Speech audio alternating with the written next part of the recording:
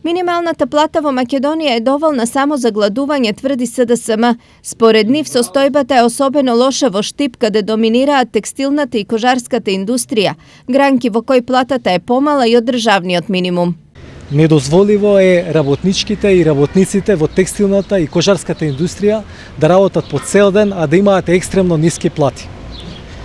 Сегашната утврдена минимална нето плата изнесува 10.800 денари, а за текстилната и кожарската индустрија е дури и многу пониска. Таа изнесува 9.000 денари, што не овозможува покривање на најнеопходните животни трошоци. Поради ова, од СДСМ најавија покачување на минималната плата согласно растот на платите, но и трошоците за живот. Ние ќе определиме минималната нето плата да изнесува 12.000 денари во 2017 година и да важи за сите, вклучувајќи ја и текстилната и кожарската индустрија.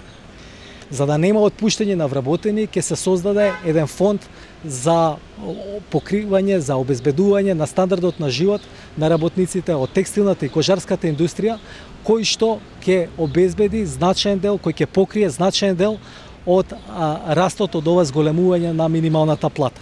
Перспективно до 2019-та СДСМ ветува минимална плата од 15.000 денари, се со цел семејствата кои живеат со две минимални плати да може да ги покријат трошоците за живот. Пресот на СДСМ предизвика контрареакција од ВМРО ДПМНЕ. Граѓаните во Штип убаво се сеќаваа што се случуваше во времето кога на власт беше СДСМ.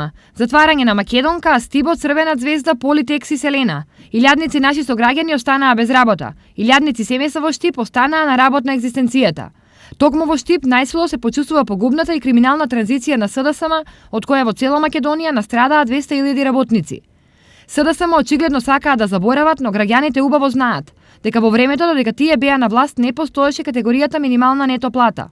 Во тоа време работниците во текстилната индустрија работеа најчесто непријавени, за плати кои едва и достигнуваа 5.000 денари.